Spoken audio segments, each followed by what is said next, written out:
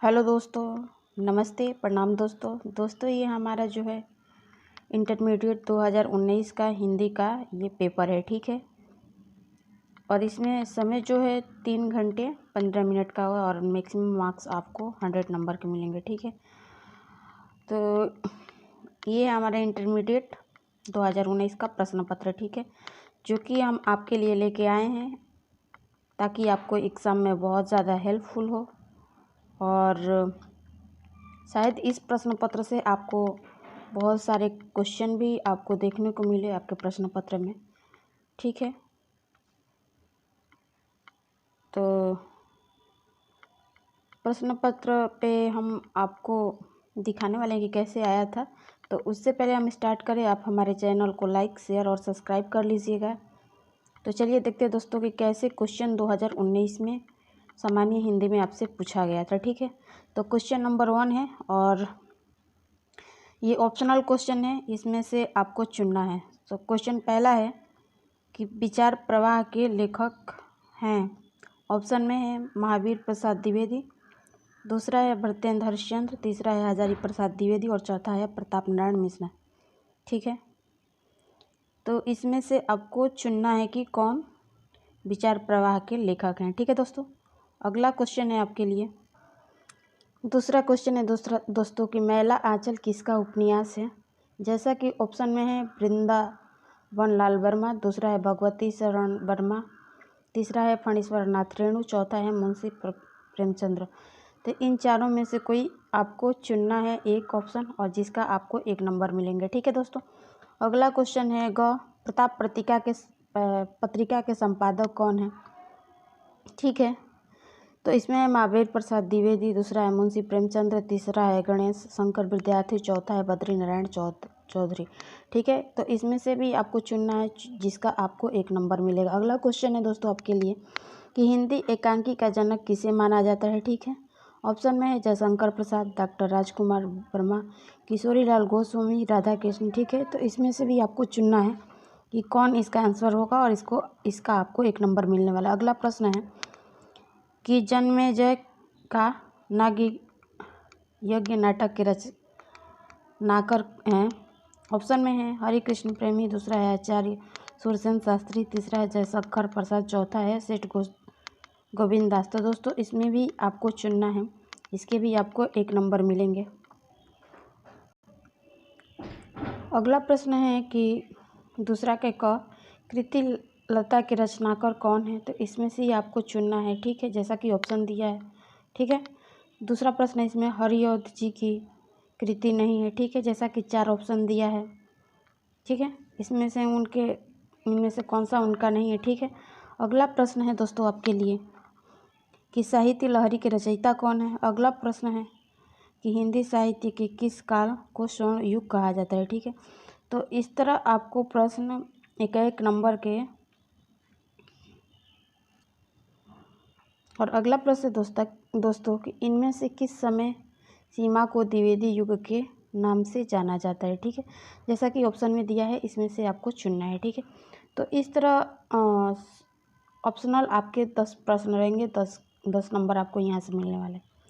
आगे हम बात करें दोस्तों, जो कि अगला प्रश्न है आपका कि दिए हुए गद्यांश पर आधारित निम्नलिखित प्रश्नों के उत्तर दीजिए, ठीक है।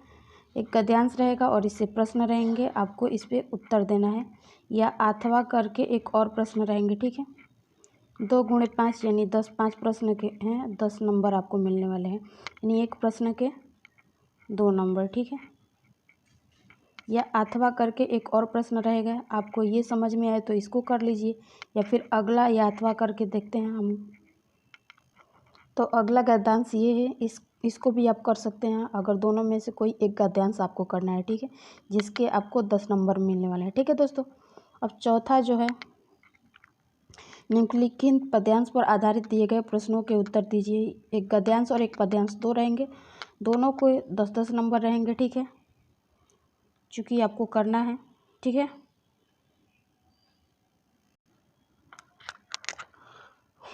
इसमें भी देख लीजिए आपका और करके भी है या अथवा करके, ठीक है।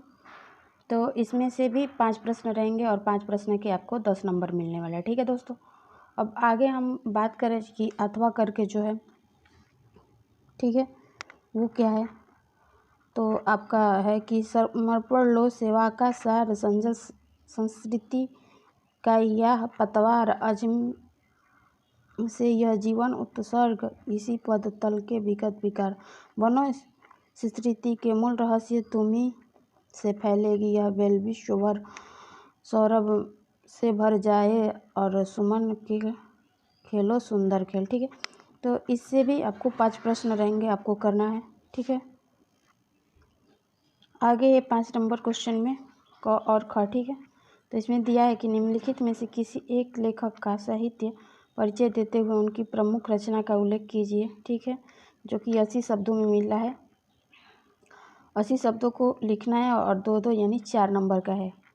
ठीक है, तो जैसा कि दिया है कन्हैया मिश्र, प्रभाकर, प्रोफेसर जी सुंदर रेड्डी या हरिशंकर परसाई। ठीक है, इन तीनों में से किसी एक पर आपको लिखना है।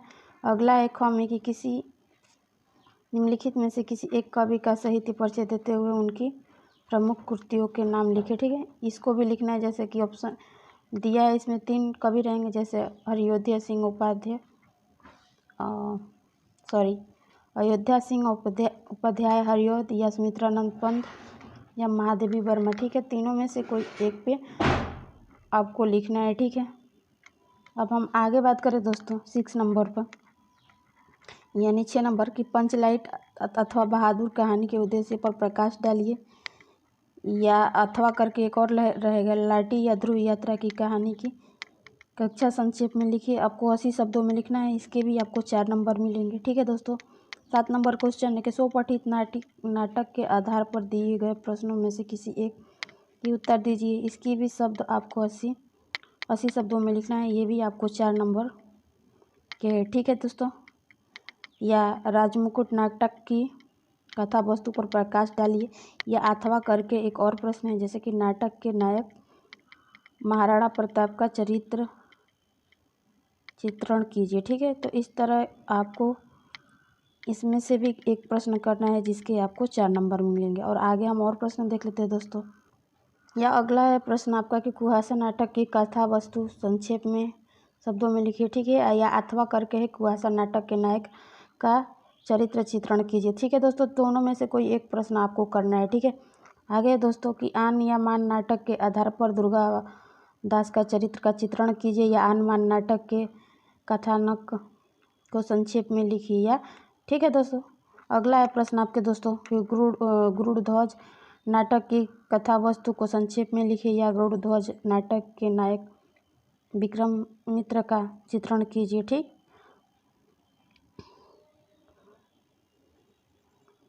अगला है कि सुतपुत्र नाटक के आधार पर उसकी कथा वस्तु पर प्रकाश डालिए, या सुतपुत्र नाटक के आधार पर परशुराम का चित्रण कीजिए। अब 8 नंबर पे हम प्रश्न पे बात करने में दोस्तों कि स्वपठित खंड काव्य के आधार पर किसी एक खंड से एक प्रश्न का उत्तर दीजिए। ये भी 80 शब्दों को लिखना है। ठीक है, जैसे श्रवण कुमार खंड काव्य के आधार पर श्रवण कुमार का चरित्र चित्रण कीजिए, अथवा या श्रवण कुमार खंड काव्य के अभिशाप की कथा को अपने शब्दों में लिखिए। ठीक है, या दूसरा है कि रश्मि रथी खंड काव्य के प्रमुख पात्र कर्ण की चरित्र चित्रण कीजिए। रश्मि खंड काव्य की कथा वस्तु संक्षेप में कीजिए। या अगला प्रश्न है दोस्तों कि मुक्ति यज्ञ खंड काव्य का कथानक संक्षेप में लिखिए, या अथवा करके मुक्ति यज्ञ के आधार पर उसके नायक का चित्रण कीजिए। ठीक है, अगला प्रश्न है कि त्यागपति कवि की कथा वस्तु संक्षेप में लिखिए, या अथवा है त्यागपति के आधार पर दिवाकर मित्र की चित्रण कीजिए। ठीक है, आगे है 9 नंबर की निम्नलिखित संस्कृत गद्यांशों में से किसी एक का हिंदी में अनुवाद कीजिए, जैसा कि दिया है। ठीक है दोस्तों, गद्यांश ये 2 + 5 यानी 7 नंबर के रहेंगे, ये है।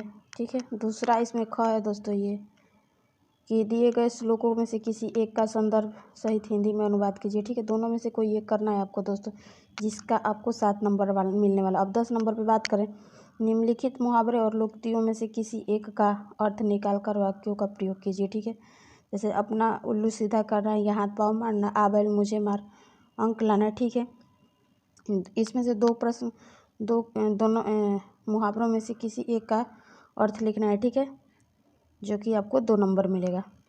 11 नंबर है जैसे निम्नलिखित में से संधि विच्छेद करना है, जैसे तथापि का, परमेश्वर का, गायक का। ठीक है, तो यहाँ से एक एक नंबर आपको मिलने वाले। ठीक है, आगे हम बात करें दोस्तों आपसे। ख में है कि रजनी की विभक्ति और वचन इसमें से चुनना है। अगला है सर्वमास की विभक्ति और वचन है। अब 12 नंबर पे बात करें कि निम्नलिखित युग्मों में से का सही अर्थ चयन करके लिखिए। ठीक है, अगला है रोजगार करने के लिए बैंक से ऋण।